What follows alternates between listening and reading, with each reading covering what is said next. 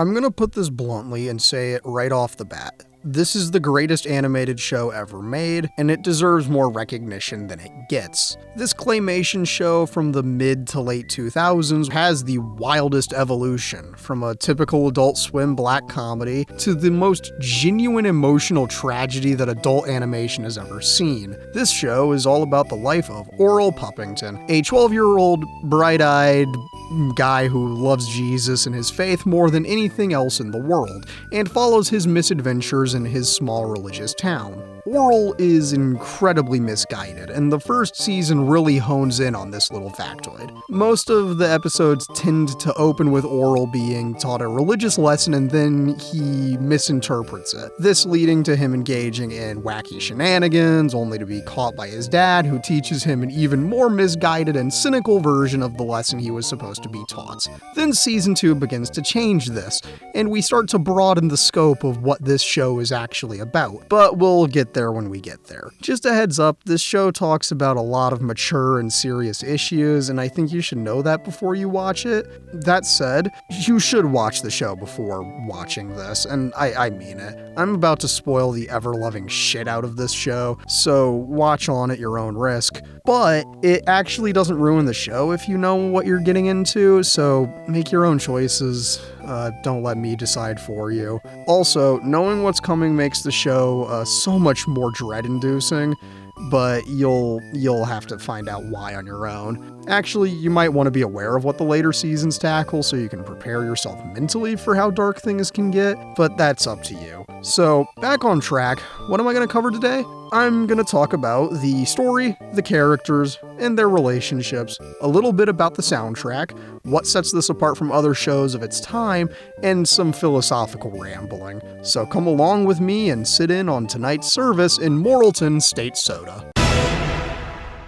I'm going to take a slightly different approach to writing about the story of this show and talk about the first 2 seasons in a bit of a different approach. I'm going to talk about a small handful of episodes in specific and then a general run-through of the lesser important episodes to the overall plot. Except for season 3, I'm going to talk about each episode because there's so much to unpack there, but that's for later. For now, let's talk about each season in 3 sections, starting with Gospel of Orel, Chapter 1, verses 1 through 10. The first episode is always important. As such, it's why Adult Swim immediately shot Orel in the foot and initially aired the Season 1 finale as Episode 1. That said, we're gonna go in the actual proper order because I want to talk about this show the way God intended it to be talked about. So, we'll start with verse 1, the Lord's greatest gift. In our introduction to the show, we get the basic setup for how the first season goes. Orel goes to church and listens to a sermon from Reverend Putty, then he misinterprets the lesson he was taught, wacky hijinks ensue until Orel is caught by his dad, Clay, who then takes Orel to his study. Clay then spanks Orel off screen, and then teaches him a more twisted and cynical version of the lesson and a twist on Christian hypocrisy. So, what's our first lesson? Glad you asked. It's that the Lord's greatest gift is the gift of life, and that some people squander this gift by not doing anything with their life. Pretty standard lesson. So how could this possibly go wrong? Orel and his friend Dowie are walking around the town after church, and they pass by a graveyard. Orel then remembers the Reverend's sermon from the day and realizes that these dead people are rejecting the Lord's greatest gift. Oh no! What are we gonna do? Well, never fear, Orel has a plan. The boys take a trip to the library where we meet Frances Clara Censordahl, the town librarian who's obsessed with censorship and protesting against the things that she personally doesn't like. Just like the real FCC. You get it? Because her initials are FCC. Haha. Anyway, as she's piling up a bunch of books to burn, she gets distracted by someone in the library looking at Renaissance art books, so Orel gets a chance to swipe a very interesting niche little book you've probably never heard of called the Necronomicon. Yeah. And so, with his newfound ability to raise the dead, he goes and raises the dead. But those corpses smell really bad. So he removes the clothes from the bodies before bringing them back to life. Now we have a naked zombie outbreak in the first episode. This will never be brought up again. Anyways, eventually Clay finds out about Orel raising the dead and he takes him to the study. After Orel is spanked off screen, we fade into the study and learn that Orel's mistake wasn't raising the dead, it was the zombies being naked. This is expressed in the lost 11th commandment, "Thou shalt be ashamed of thy natural anatomy." Then, unique to this episode, Orel has to right his wrong and give the zombies clothes. Then we get a very potent exchange that informs the direction this show will go in later, when Orel says, "Gee, Dad, I'm sorry I goofed up. I was trying to be good so you could love me more than you do now." To which his dad responds with, "Oh, Orel, I could never love you more. People only have a certain amount of love in them, and I'm afraid I have to divide mine between at least a dozen people. But remember, son, I love you enough." Orel is still too blind to understand what's wrong with this, and he says, "I love you enough too, Dad." They laugh, and Clay's pants fall down because he doesn't have his belt on due to the aforementioned spanking, which is how every episode of Season 1 ends. And that's the basic episode structure for Season 1. From here, we get a smorgasbord of absurd, misinterpreted lessons, and of course, we get one of the most famous, or infamous, and really controversial off-putting episodes of the show, and we're only on episode 2, God's Chef. Dear Lord, where do we go from here? This episode is all about the evils of having, let's just call it an orgy for one. When Orel gets caught whacking it at school, the Reverend tells him that wasting your sperm is a sin, and whatever else he says. Orel then goes home and talks to his dad, who promptly asks him how old he is, as he flips through a book full of whatever lie about sex you need to tell a child at whatever age. He then tells him about something called God's Chef, and how the chef utilizes their special pastry bag on sleeping women, and that's how babies are made. So Orel proceeds to follow this message, and you can imagine where it goes from there. Mass unwanted pregnancy outbreak, and it's insane, it's absurd, and it's definitely aged like milk. It's incredibly controversial, and it's definitely not a good one, but it's what Adult Swim asked for, so it's what they got. This one is one of the hardest to watch episodes, which means this is in company with episodes that are genuinely hard to watch because of how emotionally gut-wrenching they are, which is kind of funny to me. Of course, we end the episode with Orel getting hit with the belt, and then Clay teaching him whatever morally twisted lesson he tells him around this time around. Then you'll get even more episodes of that insane absurdity, like episode 3, where Orel gets addicted to crack because he gave money to a guy he thought was homeless out of charity. Or the one where he goes to a sex shop and gets his peen pierced because he wants to figure out how to be a good husband and make his wife happy because the adults in his life told him to go read a magazine in order to figure this conundrum out. Or the episode where he commits a hate crime because he thought nothing was more important than being loyal to your friends. He literally met this guy that day. And the one where he starts drinking because he wants to be mature. That said, the episode where he goes to Morrilton's sex shop is actually a highlight of Season 1 because we meet Stephanie, who is my favorite character in the show, and she's an extremely important one for where this show goes, but we'll get there in a bit. All of these episodes are formulaic, but then we get to episode 10, The Best Christmas Ever, and we get a glimpse of what's to come later. We get the introduction of how Orel's brother, Shapey, who I somehow haven't mentioned until now, is an illegitimate child, which causes their parents to have an argument that immediately leads to them wanting to get a divorce. Clay leaves and goes drinking on Christmas. Orel is left completely alone, and yet, even with how disastrous it's been, he still has hope that even at 11:59 p.m., with 1 minute left, that this can be the best Christmas ever. And the episode ends with a slow shot panning away from Orel as he stands outside the bar and prays, but nothing happens. It's the first glimpse of what this show is about to become, and I can't wait to get to that part. For as run-of-the-mill as the first season is, it does something incredibly important and sets the stage incredibly well. It does a great job of making sure we meet everyone who will be important later on, while establishing Orel's lack of awareness towards how abusive his dad is. It's not the best, but it's very important groundwork for when the series gets going and gets serious. Gospel of Orel, Chapter 2, verses 1 through 20. That said, Season 2 starts off with an episode about racism, and while it definitely is an episode full of jokes, it's got some really good satire, and it continues to establish the collapsing relationship between Clay and Blaberta being Orel's mom. I didn't mention her name until now. That's on me. Sorry. It's also a much better satire than anything in the first season because it's actual satire and not just absurd humor. We get a slight twist on the ending when the entire town hits Orel with belts and then treats him with a collective hypocritical lesson, and everyone's pants falls down simultaneously at the episode ends. Episode 2 has Orel having a slight crisis of faith when the dog he randomly adopts is causing mass distress to the town, and he starts to love the dog more than Jesus. The dog's name is Bartholomew. We also get some obvious callouts to flaws in how Christianity preaches love and tolerance but uses fear and violence to achieve this. Also, that dog is actually Jesus, and we get the gag where the dog gets crucified at the end of the episode, just like Jesus. Merry Christmas! This episode, especially more than any of the others till now, really emphasizes Clay's repressed homosexuality, as shown through his secretive relationship with Coach Danielle Stopframe. This will be extremely important later on in the show. Actually, speaking of Coach, episode 3 is about him and his character. He's a gay hedonist who wants little else in life than Clay, and will get him through any means necessary. As is essentially revealed before now, Danielle is Shapey's real dad, and he slept with Orel's mom just to try and drive her and Clay apart. Danielle also has a tendency to constantly switch between Christianity and Satanism, which leads to him getting tricked into going to a satanic orgy, thinking it would actually be a method for him to get closer to Clay. Episode 4 has Orel playing detective, but he discovers that his mom acts as a mom for another family out of some sort of weird non-sexual cuck thing, and it's a real weird episode.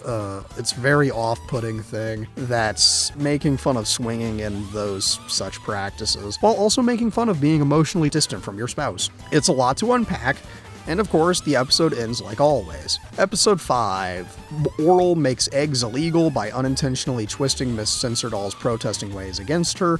This episode establishes Miss FCC's obsession with eggs, and this will be weirdly important in Season 3. We can skip episodes 6 and 7, although it does establish that violence and abuse is the only thing that's keeping Clay in power, but it's not that important. But episode 8 is actually pretty important. Some new neighbors move into Morrilton, and we get a family that's like a less terrible version of Orel's family. And the most important members of that family are Block and Christina. Now, Christina is incredibly important to Orel's redemption and power to overcome the horrors that will befall him. Now, due to the fact that Christina's family, quote, doesn't believe in God the right way, and when Orel questions why, Orel gets spanked with the belt, and for once we see it happen, and in silhouette mirrored into the study across the yard as Christina is also beaten. They sneak out to try and meet up, but Orel gets a traumatic vision of his dad that makes him run home. Another important detail is how the school's principal is cheating on his wife with the school nurse, Nurse Bendy, and while here and before she's been characterized as a promiscuous woman when her backstory is revealed, it's the most heartbreaking part of the entire show. Anyways, Christina's family moves away, but Shapey and Block have been switched, and none of the parents noticed that they don't have the right kids. I'm going to skip episode 9, it's about the division between miracles and medical science, and go right into one of my favorite episodes, Be Fruitful and Multiply. This is an episode all about the Reverend, and more important to me, Stephanie. After an opening bit of the Reverend going shopping, Orel goes to Ye Ol' Sex Shop to try and convince Stephanie to go to church. She's an atheist and a lesbian, which the show never makes fun of, actually. And this time, she says yes, but for some reason she has a picture of the Reverend. How strange. The Reverend doesn't understand this yet, but Stephanie is actually his daughter, and as the Reverend copes with how he had a child that resulted from a pastor-obsessed lady stealing the Reverend's tissue basket, you can piece together what happened from there. Then, in a role reversal, Orel, out of his pure, genuine pureness, ends up convincing the cripplingly lonely Reverend that all he needs to feel happy is family. So he heads to the sex shop to see Stephanie and steps up to be a dad, even if she's a fully grown adult. It's a very sweet episode that does so much for why I think this show is so good. Skipping to episode 12, this is when we see Principal Fakey cheating on his wife with a very disinterested Nurse Bindi. The whole episode is the principal having a crisis of faith, and the only solution anyone can give him is to repress that guilt. Then the principal goes home and ignores his wife, who very clearly loves him for a woman who just doesn't give a single shit. And Orel, after witnessing the principal having a breakdown, goes to his dad for advice. His dad tells him a very cynical lesson about how those in power get to choose what's right and wrong, and how, quote, repression is the antidote to the apple. Then Orel takes this lesson, parrots it to the principal, who takes it in stride and no longer has any guilt. Then he ruins his marriage. And from here, we're gonna skip straight to episodes 19 and 20. Because the other episodes before this are more of that good, really good satire that I don't want to cover because I'm on a tight schedule and I need to make things work, but also because it's a hard shift into what season 3 is. Episode 19 starts with Orel and Clay in the study, with Orel getting spanked for something we don't get to see. The episode starts with this really uncomfortable tension between father and son before Clay asks Orel if he wants to go on a father-son hunting trip. It's clear that there's been a massive jump in time from the episodes before this, and again, it only adds to the discomfort. As they drive to the nature preserve to go hunting, Orel tries to talk to his dad, but he just turns up the radio and ignores him. They arrive, and instead of setting up camp, Clay essentially brought an entire bar with him. Throughout all of Season 2, his drinking has grown more and more excessive, and he's drinking even more during this trip. He's getting more and more aggressive, and he's reaching a breaking point. Things will shortly get completely out of hand, as Clay is now drunk shooting and killing whatever he can hit, including someone else's hunting dog. A completely wasted Clay cooks and eats the dog he killed and refuses to let Orel eat it. He didn't bring any food, and he didn't bring anything of need. And when Orel says that Clay shouldn't go hunting because he's too drunk, he snaps. He goes off to the poor boy about his self-loathing and how he drinks to ease the pain of his own failures and discontent with everything in his life. He drunkenly complains about women and how they pull you in and how you're stuck there for the rest of your life with nowhere to go and no one to be, before he just starts sobbing and screaming.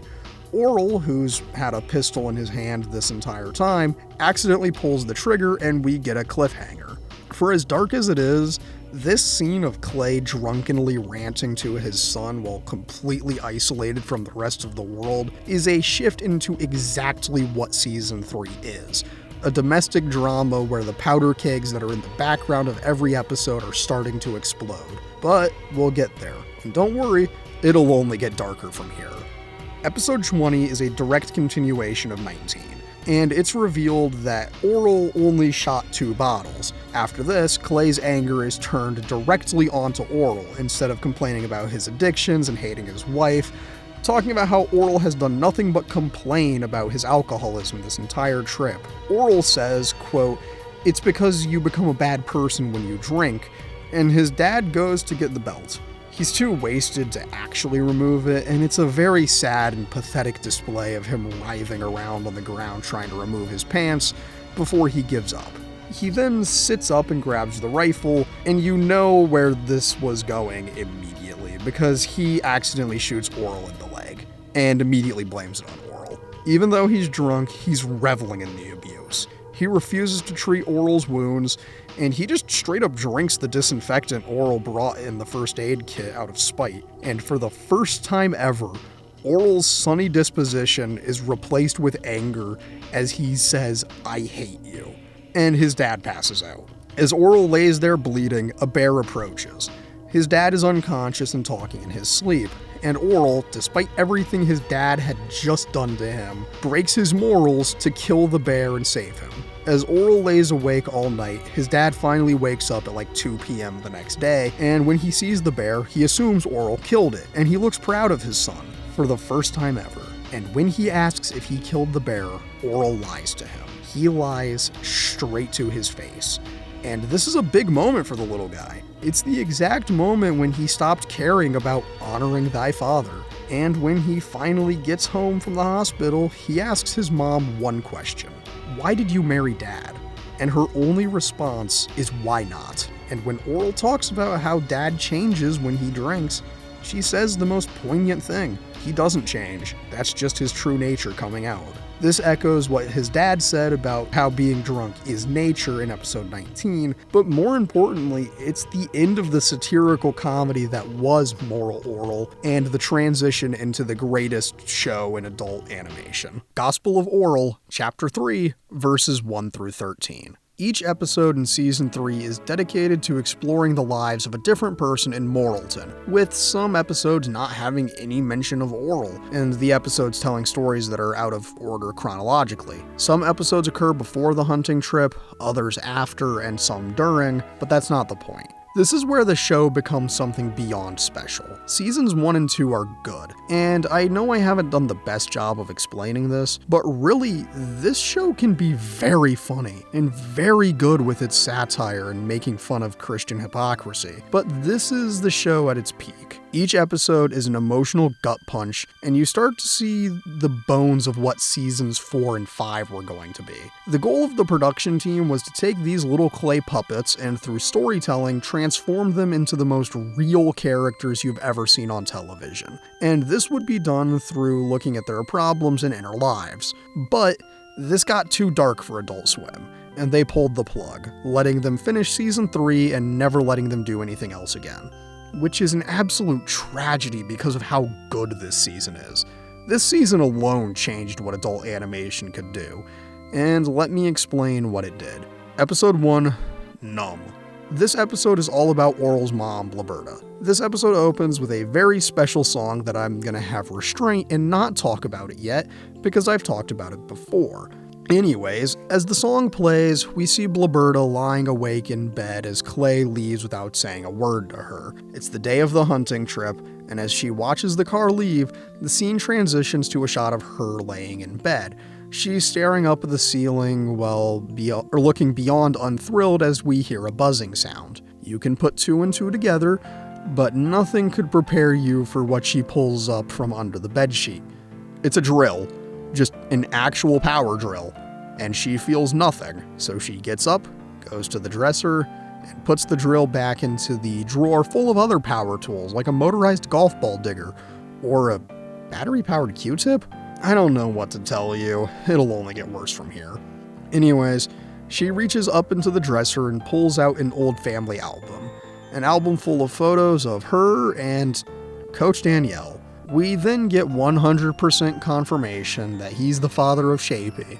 And speaking of, she looks at a picture of the little guy, and she looks up to see that Block is standing in her doorway instead of him. She calls Christina's mother and asks to switch kids, only for her to end up with both. She takes these little psychos back home, where they immediately bond. Blaberta then heads out to the bar to have a little chat with Coach. She's trying to win him over because her extramarital activities with him were the last time she truly felt something. But he doesn't give a single shit. He just straight up says, "I'm sorry." Oh wait, no I'm not. I don't care. Wow, what a freeing thought. He leaves, she takes a drink, and then she's off to try and sleep with the Reverend. And while the Rev in season 1 would have taken this chance, he tells her to go away. After this rejection, she goes off to the hardware store to buy a new toy, a concrete breaker. She then heads home and up to her room, and for the first time in a long time, she feels something. And she's immediately in the hospital. And the good old doctor, the guy who treats everyone in this town, does so because he's got a fetish for blood and gore. Yikes! That's a sentence I never thought I'd have to write or say, yet here I am. And also, she appears to be into it, so, probably just because of her finally having someone that appears to even slightly reciprocate the feelings, but it doesn't matter. He gives her some high-level painkillers and sends her home. But not before telling her to just keep doing what she's doing, because of the aforementioned demented and, hopefully, illegal shit he be into. She goes home and does exactly that, although this time the pills make her comfortably numb, so she can do a lot more damage without even feeling a thing. After the massive damage she's done, she heads back to the doctor and, God, how do I word this without wanting to implode? He nearly loses his composure. Nailed it! As he wipes the sweat from his brow, he drops a handkerchief and Blibberta steals it and goes home. She then sniffs the rag and, she achieves for the first time in a long time. She then heads back to the doctor and he immediately loses interest. Then he gets a phone call and it's Clay, and we're catching up to where Nature Part 2, the hunting trip episode, ends from Clay's perspective. He's drunk and walking up to his room when he walks past Orel's bedroom. He overhears their conversation and Blibberta's answer, and she leaves the room crying, but upon seeing her husband, she immediately regains composure and walks away. And this is all as the song from earlier in the episode plays again to the end. We end on a static shot of the two lying in their separate beds with a literal wall between them. You know, for a show where every episode is 11 minutes long, it's crazy how dense they can be. Episode 2, Grounded. We open with Clay waking up at 4:30 and he's gonna go to the bathroom, only to discover Orel is literally bathing in blood, all because he followed his dad's advice. This is well before the hunting trip, and it establishes that extremely elevated tension we saw in episode 19, Nature. Anyways, Orel, instead of getting hit, is grounded from going to church for a month. This immediately turns into the entire family psychologically abusing the poor boy. As the days tick by, he becomes more and more disheveled. Orel literally constructed a cardboard church and he's wearing it after he's gone completely insane. He then gets struck by lightning. We then cut to a naked Orel in a very womb-like abyss. Holy shit, Binding of Isaac reference! And Orel has a breakdown when he thinks he went to hell, but then he's pulled through a very vaginal opening and he's reborn, except instead of reborn, he's just not dead. Orel then pleads with his dad to let him go to church, but Clay won't budge. He's reveling in the abuse. Orel has one simple plan. He's going to electrocute himself again in order to meet God. We then get more of the same weird dream sequences. Orel then wakes up again and he then gets a surreal montage of everything that's happened, and he nearly died. But when he comes to, he's changed and he no longer really fears his dad. And then we end where Nature Part 1 begins. Episode 3, Innocence. Orel is forced to write a song in a Christian musical as Judas in an earlier episode that I skipped because I forgot it was actually important. Oopsie, my bad. Then the wrath of God strikes Morrilton, and then we get a moment of introspection where everyone realizes that they've misled Orel, and thus they are responsible for the wrath of God being brought upon them. Now everyone is in pure fear because one more wacky misadventure for Orel could mean eternal damnation for the whole town. We get assorted shots of people trying their hardest to send Orel off to other people to get advice in a never-ending cycle, until we get to Coach, who then tells him to read more gothic erotica, and then Orel is off to go bathe in the blood of virgins, a decision he came to all on his own. Now, what we saw last episode makes sense, and we end this episode where that one opened. And now, the most impactful episode of the entire show, episode 4, Alone. This is commonly cited as the episode that got the show canceled, and it's because of how dark it is. Just a heads up, the episode deals with childhood sexual assault, and abortions, and it has no jokes. We open up with Nurse Bindi heading to her apartment. She heads into her apartment to her family, which consists of 2 teddy bears. The room is incredibly childish, and as you're piecing together by now, she was abused, and it's caused her to regress into the mind of a child as a means of coping. She has dinner with this family, and when she says grace, it's a very tragic speech that explains so much about how this event has traumatically impacted her life. As she eats dinner, we cut to another room in the apartment complex, and it's Orel's teacher, Miss Sculptham. She enters the apartment and starts flashing the lights on and off, again and again, cutting between her and a bloody clothes hanger.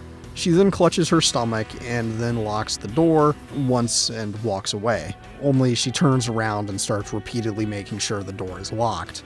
Ever since she walked in, she's been viscerally uncomfortable. But after she takes off her clothes, cleaning, then using the clothes hanger to hang them up, she turns on the radio. She hears one word and immediately turns it off. But then she turns it back on.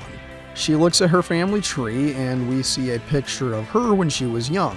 Currently her hair is black, but she's naturally blonde. As the radio continues to play, a news report comes on and says that a recently incarcerated rapist was found dead in his cell. We then cut to another apartment, and it's Miss Sensordall's. She was also listening to the radio, and she has a phone call that sets up for a plot point in a later episode. Importantly to this, we learned that her obsession with eggs comes from the fact that she doesn't have eggs of her own because her mother had them removed when she was a child.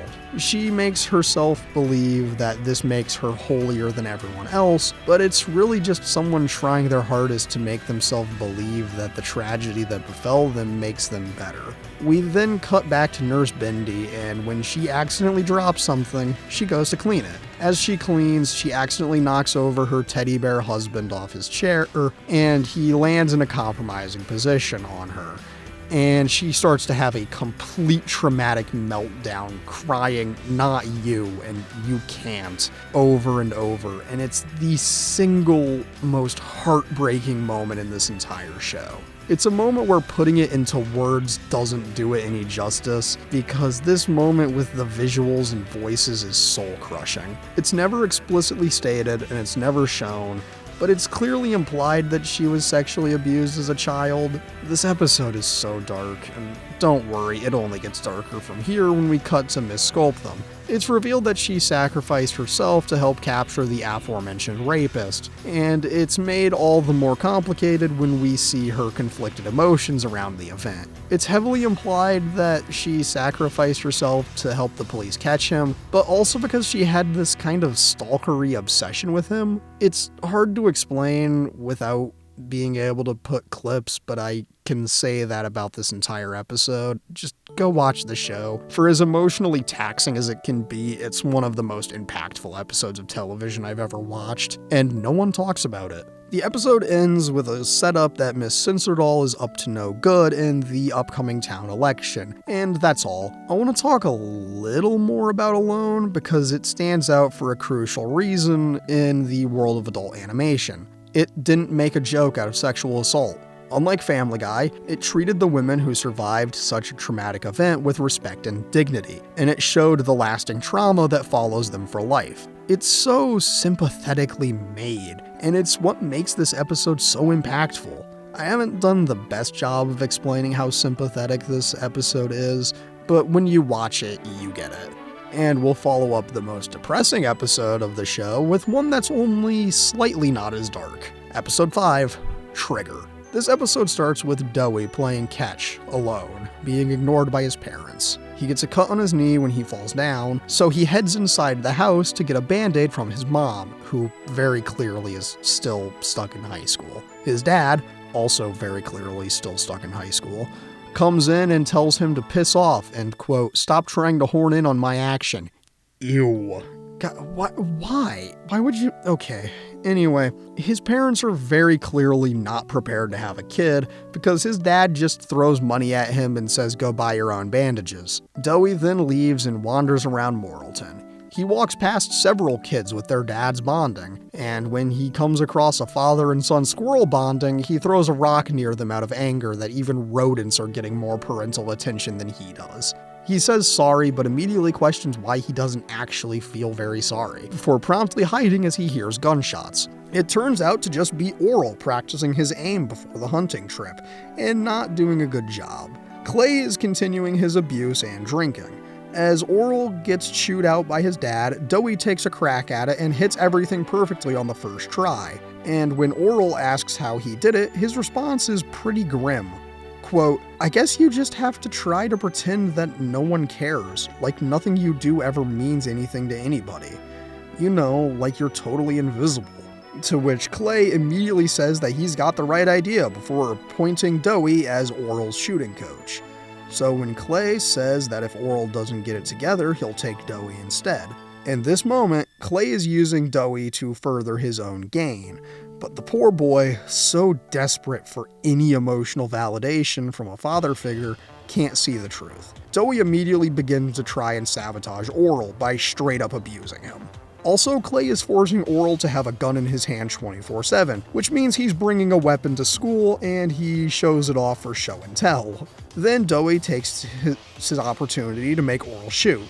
See, Orel can only shoot out of nervousness, like an involuntary reaction, but he thankfully didn't kill anyone. Nor did he get in any trouble for it, which I suppose is a commentary that's just as relevant now as it was in 2008.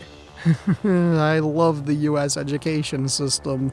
Anyway, after school, Dewey continues to abuse his best friend, and it's tragic just how far this kid is going to try and get validation. And don't worry, it only gets worse when Clay gets in on it. We get a very awkward dinner, and it hurts to watch what follows. Orel is so broken and defeated by the end of the week that he can finally hit his shots now that he feels like an invisible man. Then Dewey tries to make Orel shoot involuntarily like every other time, and nothing happens. He then tries to plead with Clay to take him with them, but he just flat out admits that it was all a ploy and that he doesn't actually give a shit about him. Dewey is broken and defeated once more, and the episode ends right there. Episode 6, Dumb. This is the halfway point, and so far we've had some pretty dark episodes. And don't worry, this one is different. It actually ends on a super heartwarming note. This episode is all about Joe. You've seen him a little bit throughout. Not too awful much, but actually in season 1, the episode where Orel commits a hate crime, it was because of Joe. So that says what you need to know about him. Anyway, this episode is all about Joe and his rough home life, about how much he hates his decrepit old dad who has dementia. Then we see that the principal's secretary is the daughter of the old guy and half-sister of Joe. She gets a phone call, and it's Nurse Bindi asking if the old man, the doctor, is in. And she lies and says he isn't because he went to go see Joe in the school's play. The man asks who called, and then his face shifts into a very depressed look. We then cut to Nurse Bindi in her apartment with her teddy bear family, and she's talking about how wonderful her teddy bear son was in the school play. And you can piece together what happened. But don't worry, it'll get clearer later. And when we cut back to Joe having a conversation with Orel, we get some insight into why Joe is such a juvenile delinquent. He's terrified of becoming old. Also, he never met his mom, because he's been told his whole life that his mom died in childbirth, and that's why she's not around. Joe then goes to talk to his uncle, Coach Stopframe, and he tells the boy to piss off and bother his mom. Joe says that his mom is dead, only for Coach to tell him that's not true. Joe goes home, continues to have a rough home life, before he heads to the hospital to find his real mom. And to no one's surprise, it's Nurse Bindi. They have a conversation where they end up piecing this together, and we see them bond. Even though, if you math it out, she was likely between 10 and 13 when he was born, because she's in her early to mid-20s and he's 12. Then they realize that they're mother and son, so Joe heads home to beat the shit out of his old man rapist dad, gets his few remaining belongings, and goes to live with his actual mom. The episode ends with them bonding in a very sweet moment that just actually makes you feel kinda good for as depressing as the setup was. It's an amazing episode, and it really shows that this show has a heart. It'll talk about a lot of depressing issues, but it'll also take that time to give you a glimpse at the hope that lies within this show's big philosophy and message, but I'm gonna talk about that later. After a legitimately feel-good episode, at least as far as the show can give, comes another dark one with episode 7, Help. It's all about how Blaberta and Clay met and her life before Clay. Blaberta's ignored and hated by everyone, so all she does is drink violently. As she attends one of her friends' weddings, she sees a man in a blue suit, bright-eyed and ready to take on the world, so full of youth and dreams, which is a long-winded way of saying it's actually Clay Puppington? What? This is absurd. He'd never have a will to live. This clearly can't be him. but it is. She talks to him, and it turns out he accidentally stumbled into the wedding thinking it was a normal service. She then asks for a drink, but he doesn't drink, and he's weirdly evasive about his family. In fact, he claims that both of his parents are dead. This is only partially true. His mom is actually dead, as is revealed in a later episode. She then presses him on why he doesn't drink, and then it turns out she's the reason he starts binge drinking. As the Sioux start drinking at this wedding reception, we start to see a more familiar version of their relationship, full of lies, abuse, and all the other things we associate with these two. She then essentially gaslights him into marrying her because she's forcing him to depend on her. But their mutually assured destruction is ever present, and as the very familiar music, if you're an avid Glazed ham enjoyer, you probably know what song this is, or at least the album it's from, that's been playing throughout kicks in, and we fast forward to what we already know. God, this episode is dark, but don't worry, things will shortly get completely out of hand. I can feel it in the rotten air tonight. Episode 8. Passing. The episode opens with Clay and Orel in the impossibly large gun walls in the study, and they're examining the family revolver, Old Gunny. As Clay explains the family tradition while handing him the gun, we get a flashback to when Clay received Old Gunny from his dad. Dad tells him to not tell his mom because she has a weak heart. We then get an explanation towards the recurring Lost Commandments bit. Clay utilized it as a kid to try and get things to go his way or get out of trouble, and as he grew older, it became a tool to manipulate his son. Clay's dad just ignores the young boy's faith and walks away, disappointed like always, from what we can infer anyways. Alone, Clay picks up the gun, holding it like a man, as his dad puts it, and he observes some bullets sitting on a nearby shelf. Before he can load the gun, he's called to dinner by his mom. We then get a dinner scene that establishes a whole lot about Orel's grandpa, who was supposed to be a character in season 4 in a never-to-be-released episode where he's dying and has to share a room with Orel in his house. Like how he's an atheist and how he's just beyond fed up with his wife and kids' shared, conveniently self-serving variation of Christianity. Clay then tells mom about him holding a gun, where she almost dies from how weak her heart is upon hearing the news. Clay's mom is smothering him, and dad heads off to eat on his own. He sits at a desk with pictures of his wife when they were young. He says cheers to the old us, before very sadly pouring some ketchup onto his meal. In another room, Clay and his mom are looking at snapshots in the family album.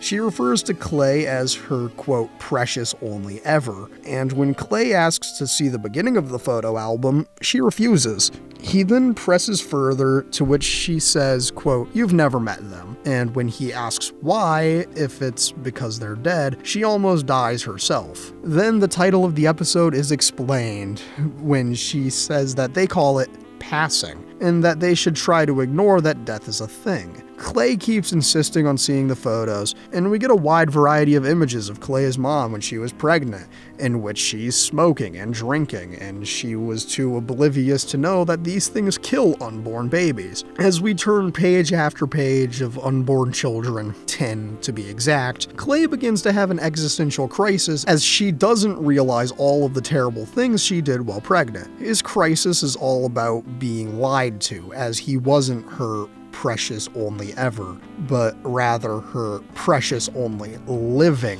ever. To which he immediately follows up with how he's gonna kill himself. He runs out of the room, and as she's crying, we hear a gunshot from another room. Clay's parents run into the room, and we see a dead Clay next to Dad's desk. As they crowd around the corpse, they fight and cry and call an ambulance. Dad sees the ketchup bottle in the corner of the room, and Clay faked his own suicide, and when the boy wakes up after his dad essentially forces him to, his mom just straight up dies after her heart gives out, thinking she just witnessed a miracle. She falls into her husband's arms, and as Clay tries to rush to his mom, Dad slaps him so hard he falls back across the room. Dad will never smile again, and when he's about to hit Clay again, he stops himself in his tracks and says, quote, you're not even worth it. Clay starts tormenting his dad, and he gets hit. But once his dad isn't looking, he smiles. This occurs several times as music plays, before he becomes fed up and tells Clay to come to the study. But unlike what the study will be for Orel, Clay's dad tells him about the old family tradition, and instead of continuing the tradition, he's ending it. All because it caused the death of his wife. And when Clay's provoking response is uttered, Dad hesitates and just leaves. We cut back to the modern day, and the song kicks in as we see Clay staring deeply into his drink with a blank expression. Maybe this is why Clay abuses Orel, because it's the only affection he's ever known from his dad, and he'll carry down this tradition unto his own son. Clay is a complex character with his own tragic past, but this still doesn't justify his behavior. It merely provides a motive and explanation for why he does it. Episode 9, Close Face, is one of my favorite episodes of the whole show. We open with a flashback recap of Season 2's 8th and 10th episodes. This episode is all about the upcoming school dance, and as we see the good old Rev giving his speech, we get a flashback to several years ago when Stephanie and Doey's parents were still in high school?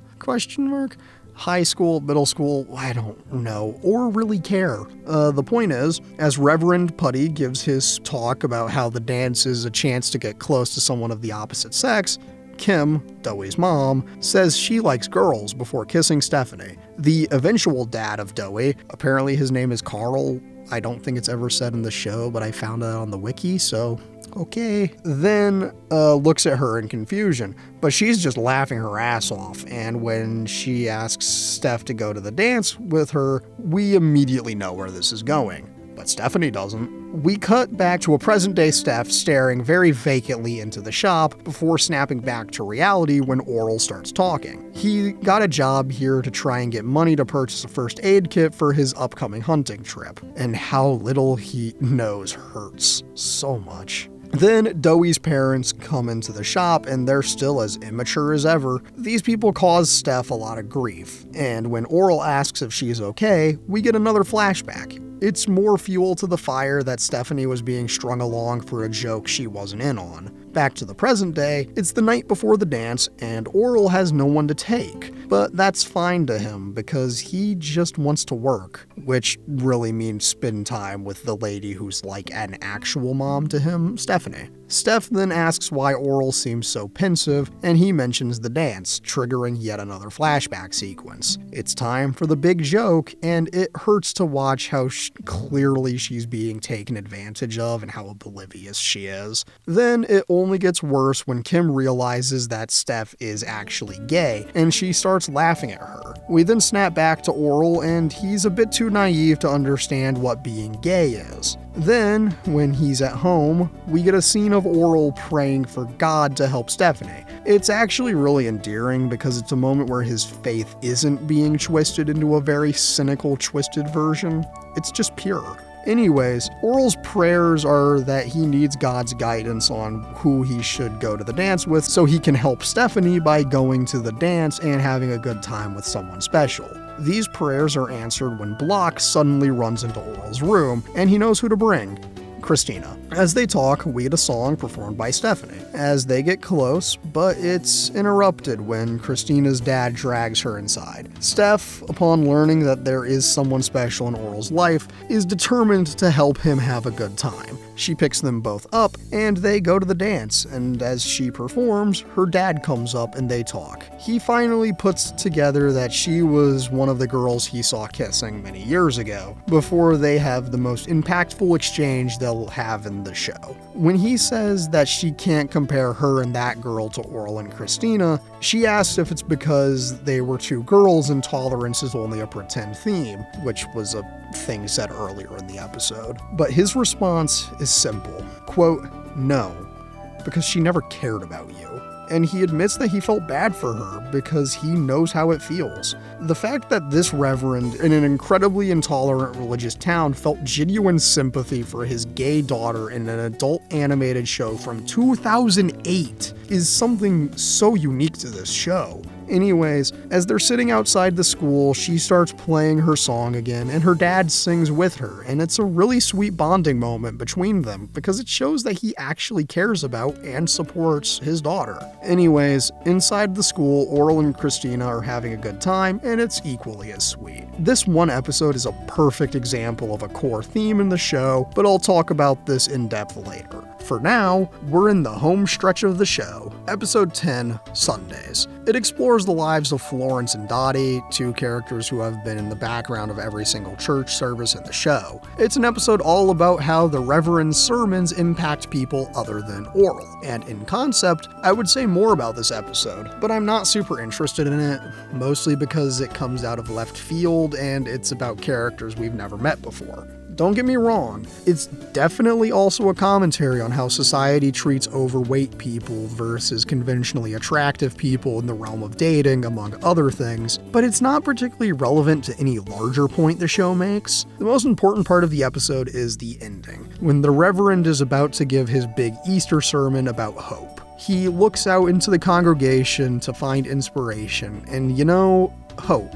But all he's greeted with are the faces of the broken and defeated, the beaten, and quite frankly, a lot of those faces are of the damned. In a last-ditch effort, he looks for Orel, only to find him just as desolate as everyone else. He modifies his sermon plan to say hopeless, and we roll credits. Episode 11, Sacrifice. We open up with the aftermath of the hunting trip. Orel asking why his mom married his dad, and we're in church for Easter.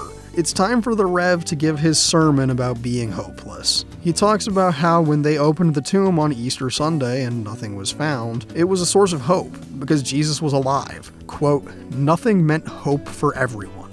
So the next time you look and see nothing, have a little hope, will you? For me. Amen." And after he delivers this, he immediately heads to the bar, which isn't open until Clay shows up. He's drinking so much and he's complaining about his job to the point that he says that he'll kill someone if he has to go to work today. Clay just keeps drinking and diving into insanity as he realizes that he just isn't happy. Clay continues to be the biggest asshole ever. The Reverend just wants to leave, more people come into the bar, and it's Clay continuing to be the absolute worst person for like 2 to 3 more minutes. And it's him projecting all of his insecurities onto everyone else. And his final monologue as he breaks down says a lot. He's such a pathetic loser that everyone just leaves and he stays there. Once again, Orel is alone on a holiday. And Shapey says his first actual sentence that isn't just nonsense gibberish. And it's a horribly depressing thing to hear a 7-year-old say when he says, quote, "When I'm thirsty, it feels like how I feel when I'm alone." Don't worry, we've got 2 more episodes to cover. Episode 12, Nesting. It's got a different intro, and it's time for Miss Cincerdoll's plan to kick in. However, first, we get a flashback to Orel discovering who the mayor of the town is when he managed to get eggs outlawed back in an episode I think I skipped in season 2. My bad, I forgot that it was important. The mayor is Clay, and as they talk, Clay has a surreal day nightmare, and to stop the agony he's experiencing, he makes eggs illegal. Then we see him trying to sleep that night, and he's losing it. Post-hunting accident, Miss Cincerdoll is ready to start manipulating Orel to make eggs legal again, and it's her running for mayor. Now, Clay, the man who hates his job and drinking endlessly, has to campaign. Before that, he discovers that Orel is her campaign manager, so he brings him to the study and doesn't beat him. He actually tries to have a conversation with him. But this is post-hunting trip, so Orel is no longer afraid, and he's actually starting to fight back. At the first debate, Clay has a day nightmare again, but for some reason, Miss Cincerdoll retracts her candidacy, and Clay is panicking. He immediately starts apologizing to Orel and trying to get him to tell him what she's up to, but Orel turns Clay's own words against him. Quote, "People just don't say what's on their minds, Dad," which causes Clay to talk about how terrible the mind is, because somewhere within it lies a more evil beast, the truth. He tries to convince Orel to tell the truth, and when he doesn't, he immediately takes back everything he said, and even goes as far to say, quote, "I'm glad I shot you." Then we get a time jump to winter, and Clay is at the bar with Danielle when Miss Cincerdoll walks in. He immediately starts questioning her on why she withdrew and all of that. She never answers why, but she does start to use his mommy issues against him to turn him into and they start making out while rubbing an egg under the table. Yikes! This is how the episode ends, and it's such an uncomfortable note to end out on. However, it sets up for how the series will end way too early. This actually was going to be a way more important thing in seasons 4 and 5, but since it never happened, it didn't get the time to breathe and expand into a full arc. Anyways, moving on to the final episode, and here we are, episode 13, Honor, the series finale. It's Christmas time again, and Orel has his cast removed, and when the doctor asks if his dad is picking him up, Orel says he's too busy. Cut to Clay and Danielle in the bar, and then Clay making out with Censordoll, and Danielle running out of the bar as he barfs in the alleyway. As he throws up, he heads around town, and everywhere he goes, he sees Clay's face. Orel eventually heads to church to get advice, but the Reverend mistakes Orel for being there to get advice from him, but he's there for Jesus.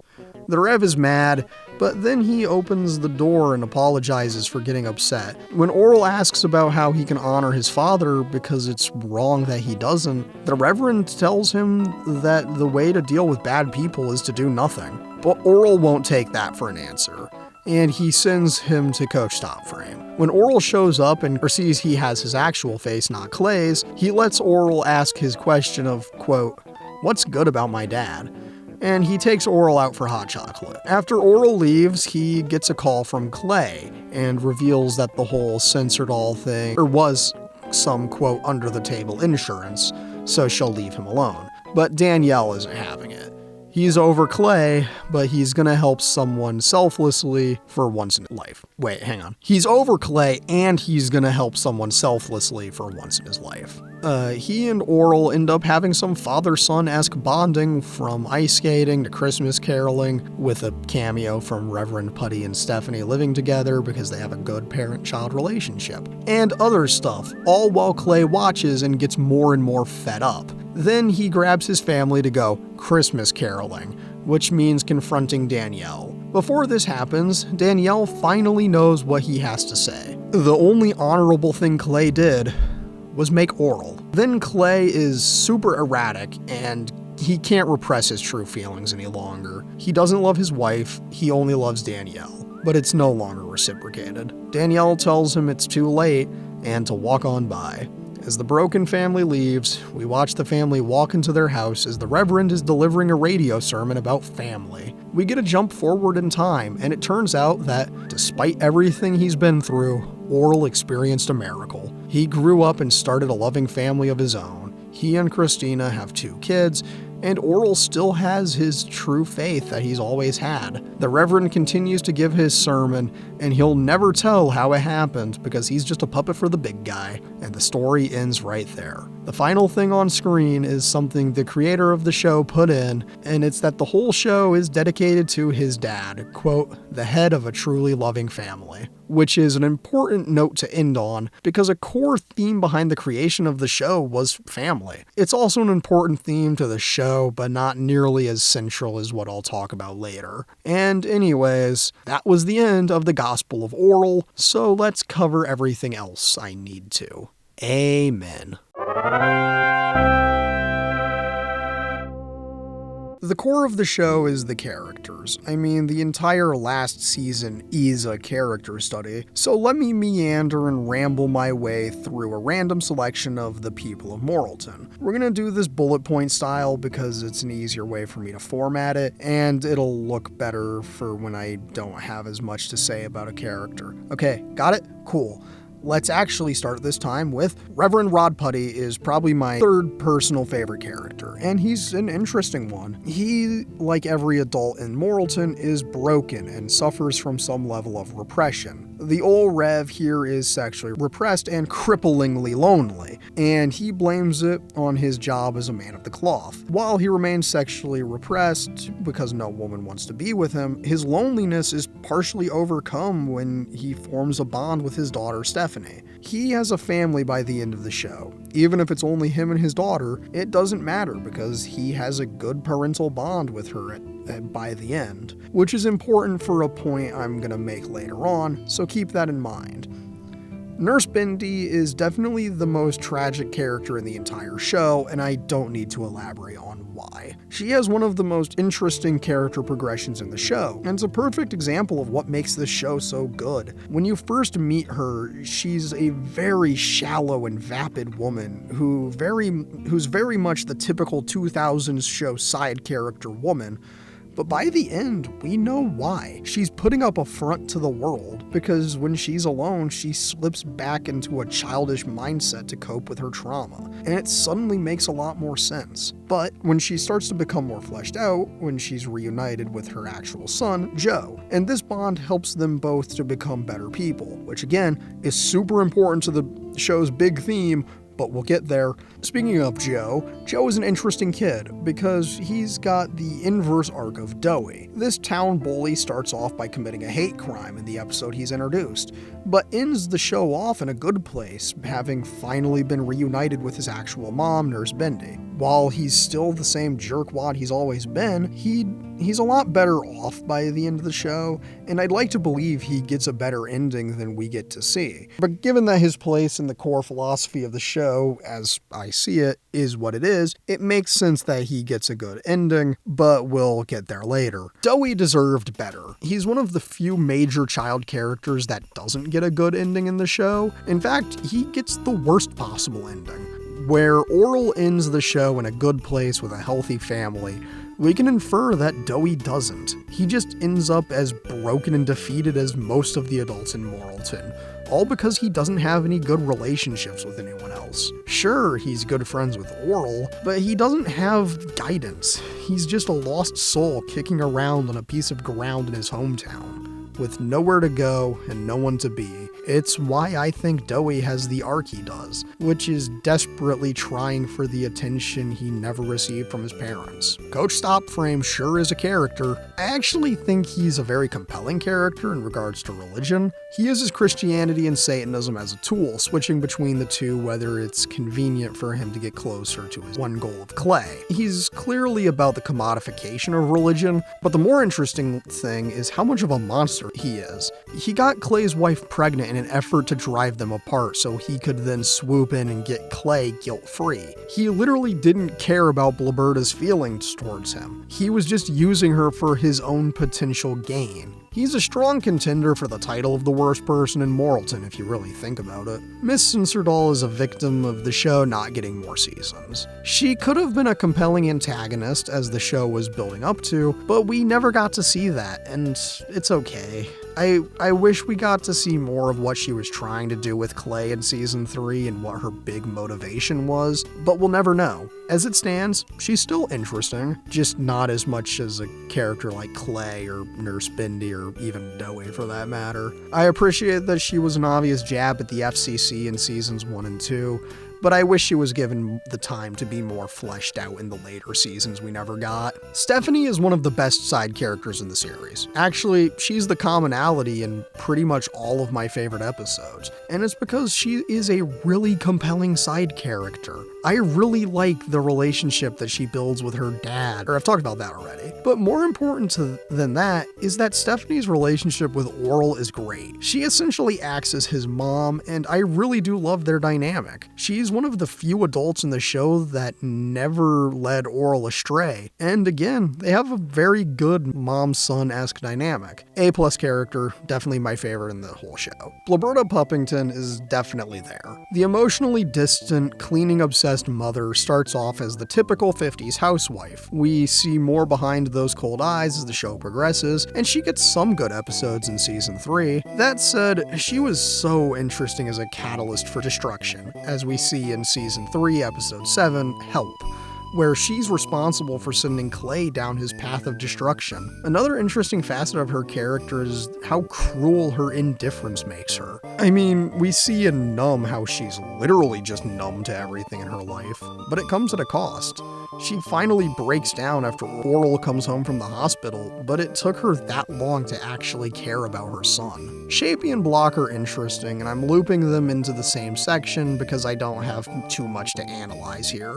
They're the same person and are actually voiced by the show creator's daughter. We actually get a glimpse of what happened to them in the time skip, as shown in pictures on Orel's wall. One of them became a firefighter and the other a cop, and they both have a smile on their face, unlike the parents, who are pictured simply frowning. Clay Puppington is the antagonist of the series, and he's such a complex character. He's such an abusive monster, and I don't think I need to explain why. Yet, the way they develop his history into what made him this monster is something super unique. He's never had a solid, stable relationship with anyone, and the only time he really felt loved was when his dad hit him. This likely is why he abuses Orel, because somewhere in his deeply damaged psyche, this is what he knows to be fatherly love. It could also just be what he knows as love because of Liberta, as we see in Help. Their whole relationship was built on her manipulating him into marrying her and her making him into an alcoholic, and their dynamic is something I'm going to discuss when I talk about the music, but that's for the next section. I want to particularly mention his performance because it's so well done. All of his monologues in season 3 are so perfectly delivered, and it really sells how destroyed he is, and it is such a strong point for the show. Oh look, a leg of glazed ham's talking about the music again. Oh look, it's music he's already talked about too. Well, ain't that a kick in the head? Look, you know what? I don't care, alright? I'm gonna talk about 2 songs that appear in season 3, specifically Numb and Help, and why they work so well in the context of Clay and Liberta's relationship built on self-loathing and self-destruction. That's right, if you know the Glazed Ham essay library well, you'll know those words pretty well. And you'll know that we're taking a trip down to the ashes of the house on Southwood Plantation Road. Yeah, this show uses 2 of the most well-known songs from the beautifully dark album Tallahassee by the Mountain Goats, and those songs are No Children and Old College Try. Let's start off with Old College Try, because unlike the album, it comes first when the events of the show are viewed in chronological order. This song plays in the episode where Clay and Liberta met, and the fact that this episode is a flashback makes this song work a lot better, because otherwise it wouldn't make as much sense. So for those of you who aren't familiar with Tallahassee, it's the end of the story of a couple whose relationship was built upon mutually assured destruction and alcoholism.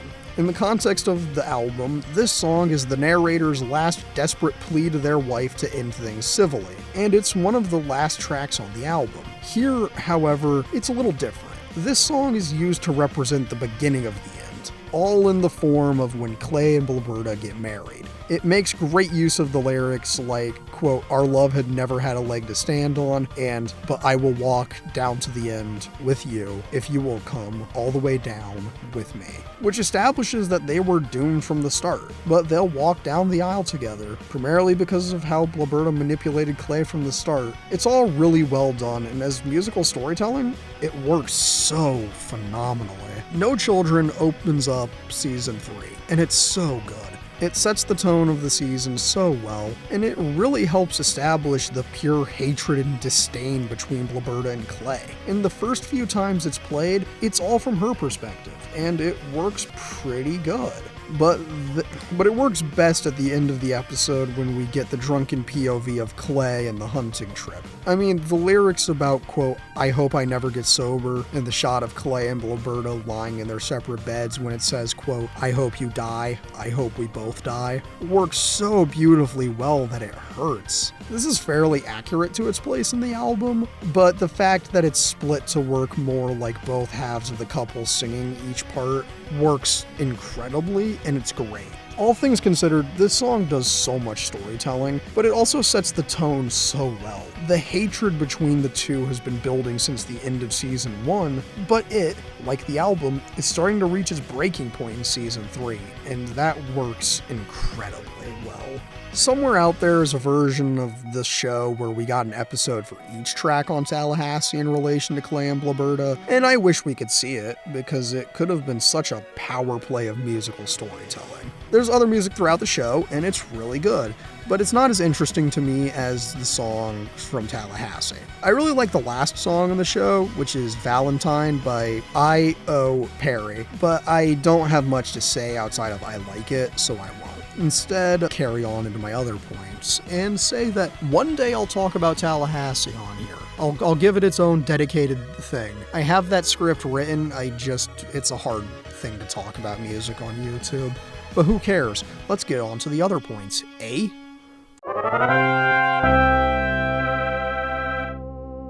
Family Guy is the worst thing to happen to adult animation in the entire history of animation. I make this claim with no hesitation and no remorse because it's true. Family Guy is the worst thing that's ever happened to adult animation. I mean, take one simple look around and you'll see 1,000 failed Family Guy knockoffs, and even then, you'll see failed knockoffs that got more seasons than deserved because it was so cheap to make and easy to mass produce. It set the precedence that adult animation was just cheap, shitty comedies attempting to emulate that god-awful Seth MacFarlane style instead of being unique and thoughtful. What Orel did is so unique compared to the absolute trash pile of Family Guy clones. And what it did is that it truly utilizes the maturity of the audience to make statements with actual substance to them. It's an art piece that was made with love and care, with a purpose and a passion, which are all just the most surface level reasons that set this apart from the other shows of the era, but are reasons that still make it unique to this day. For every great adult animated show, like Invincible, or even something as dumb and silly as Smiling Friends or Futurama, there's just a never-ending sea of shit created in the wake of the Seth MacFarlane revolution. It's truly sad how few shows really take advantage of a mature audience to be art pieces with real lessons to learn. Yes, I'm strictly talking about Western animation and not anime, because as much as I love Cowboy Bebop, that's a different playing ground. Cowboy Bebop is the definition of animated perfection. That's a weight I'll have to carry and explain another day. So for now, let's get back to the depressing world of Western adult animation. Seriously, take a look at the Wikipedia list of adult animated shows from the 2000s, and you'll see a really not good list. You'll find a lot of things you've never heard of, and for good reason. Some of those shows sound beyond offensive, or like they'd be the most racist and homophobic thing you've ever seen, because that was comedy back then. Looking at you, my Nora team, because seriously, judging by your Wikipedia page, how the hell did you get made? Also, side note, did you know that SpongeBob has been canonically asexual since Stephen Hilberg stated it in 2002? Because I sure didn't. That was a thing I learned on research. Anyways, looking at that list, you'll find that Orel has been leagues above its contemporaries since the start. As unknown as Orel is to a mainstream audience, you know what isn't? BoJack Horseman, and I've avoided mentioning it until now because I have a point to make. That show would not be able to exist if it wasn't for Orel paving the way first. Orel paved the way for adult animation to talk about heavy issues with a mature approach. It proved that there was an audience for adult animation that wasn't just a series of non-sequitur trash like everything Seth MacFarlane has ever made. It proved it could be serious and have a genuine message. I will maintain that Alone is one of the most impactful episodes of any adult animated show ever, because of how it stands against the trends of the time and treats people who survived sexual assault with dignity and respect. In the 2000s, it's no secret that sexual assault was a punchline. Just take a look at the long and dark backlog of Family Guy, because you're bound to find some really insensitive trash. Alone has no jokes, and infamously, when Adult Swim saw the episode, they told the writer, "We can't air this, there are barely any jokes in it." To which he responded, "Tell me where the jokes are, I'll take them out." just to give you an idea about how important this episode was going to be. This, among other things, is what gave this show a soul. And it's this soul that likely got the show canceled prematurely by Adult Swim. It wasn't the dark comedy they initially wanted, it was becoming something more, and out of fear, they killed it. But from those ashes came a new wave of adult animation a near decade later that followed the path Orel paved, and that's what makes this show so special compared to its contemporaries. That, and also, the Seth MacFarlane revolution and its consequences have been disastrous for adult animation.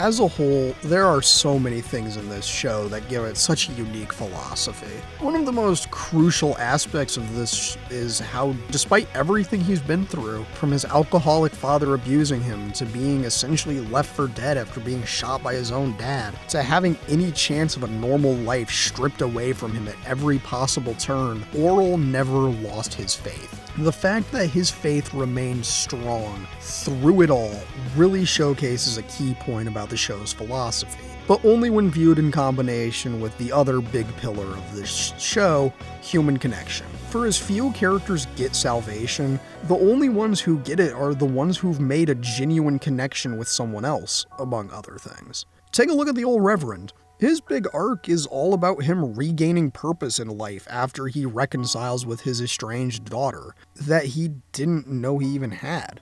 Before this moment, before making that connection, he had nothing going for him. He was just a sad, pathetic guy who resented his position as a reverend from preventing him from getting with women. But his deposition changes a little when he reconnects with Stephanie.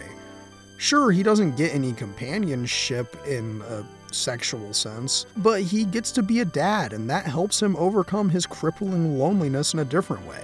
Another example of human connection being the way to salvation. The most interesting example of salvation in this way is Orel himself. The one thing that truly prevents him from becoming his dad is the fact he has genuine human connections to fall back on when times get rough. The most obvious and best connection is with Stephanie. As discussed before, editor's note, I was writing this out of order, so who knows if I actually talked about it. Editor's note, I did. Stephanie is the most sane character here, and she's essentially the mother that Orel really needed. Unlike his actual mom, Orel goes to Steph when he needs some comfort or guidance. After Orel's parents try their damnedest to prevent Orel from seeing Christina, Steph does everything she can to make sure that Orel and Christina go to the school dance together. Orel's connection with Stephanie is truly what helps him become a functioning human against all odds at the end of the series. Even his mostly off-screen relationship with Christina represents his one shot at a normal life, and his parents try to stop it. Orel's parents try their hardest to prevent him from having any level of human connection, because it would take away their control over him, their control over his faith, and their control over his future. This, in turn, ties into another huge part of the show's philosophy: real faith against bad and blind faith. For a lot of people in the town, the idea is that they'll be saved for simply just believing and going to church every Sunday. That's not the case, and you can see this very clearly in Orel's relationship with his parents. The hunting incident shows just how irredeemable Clay is, but it shows the exact moment where Orel realizes his own faith is different than what his dad has been teaching him, and it shows him just how incorrect his dad has been the whole time. The Bible says to, quote, honor thy father and mother, Exodus 20:12, but Orel comes to the realization that he can't. It's why the finale is called Honor, and it's why he has the conversation with Reverend Putty about what he can do to honor his father, because he, quote, just can't find anything worth honoring about him. And at the end, he still doesn't find anything to honor about him. But because of this, he realizes that his dad is a fraud, a talentless alcoholic hack that was just trying to make his son as messed up as he is. His dad represents this twisted, abusive version of Christianity, the kind that so many people think of when they imagine that archetypal evil parent, like the mom from Carrie, where the faith is a tool to control every aspect of their kid's life. It's worth saying that I'm not a religious man, and while one of my life goals is to get excommunicated from the Catholic Church, I am not against Christianity, so take everything that I am about to say with a grain of salt. The biggest problem I have is how misinterpreted things are into a thing that makes it such a hateful force. For one, you are not saved through faith alone, and this concept shouldn't be foreign because it's been present since the beginning. You are saved through doing good and righteous acts, or, being Christ-like. The path to salvation is a journey of being a good person and helping others, not doing harm, etc., etc., which is exactly what Jesus did and died for. Now, back to the actual subject of the essay, Orel. Orel has a journey full of hardships, and through it all, he never lost his faith, because he truly is a Christian. He doesn't just go to church and say he's a Christian. He actually, for as misguided as he can be, tries his best to do good and follow the Bible and all that.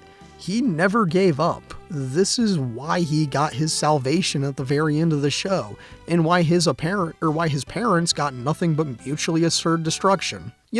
I learned something today. True salvation is not earned through blind faith and hypocrisy, but rather through human connection and being a good person who does their best to help others and make the world a better place. Maybe I'm reading too much into this show, but I think that might have been the point, or at least what I think the philosophy of this show is anyway. There's plenty of other things I could address, and you know what? Just for you, dear viewer, I will actually go on.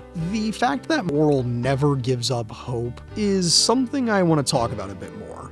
His persistence, even when he's at his lowest, is great, and is a large part of what makes the writing of this show so good. This is relevant to the philosophy of it, okay? Anyways, there's two versions of the final season, and the one we got is the best version of it. I'm gonna make a bold claim and say that the version of the show where Orel's big arc is losing his faith is the worst possible version of the show.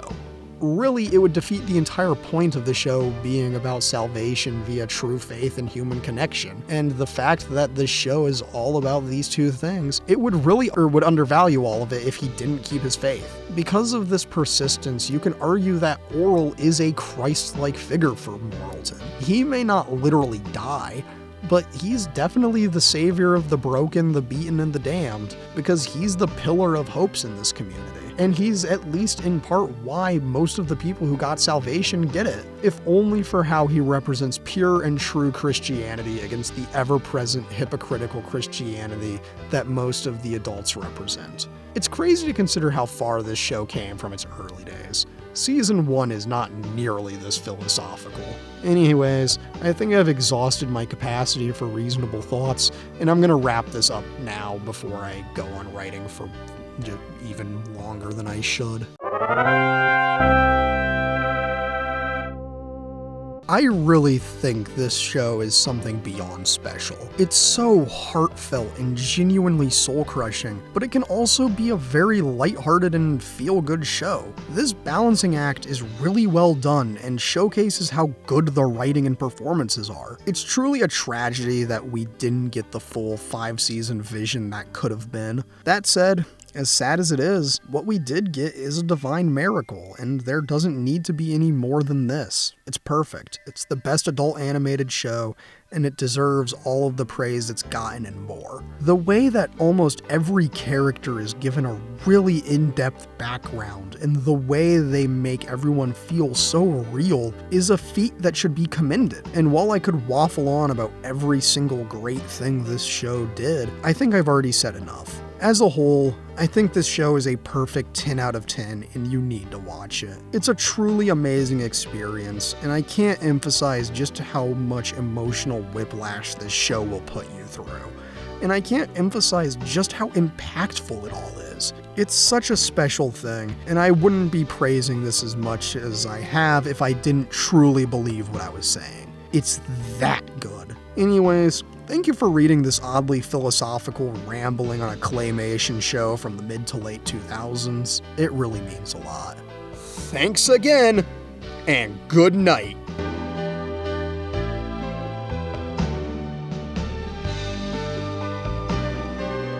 Since this is the Christmas special, I have one last little Christmas present for you for this thing. And if you didn't know, Orel Puppington is voiced by Carolyn Lawrence, who was the voice of Ashley in Resident Evil 4, the original in 2004, and also was and still is the voice of Sandy from SpongeBob. The more you know. Merry Christmas, and thank you for watching. It means a lot, especially if you stuck through after the outro to hear this little thing. Thank you. Appreciate it. Bye.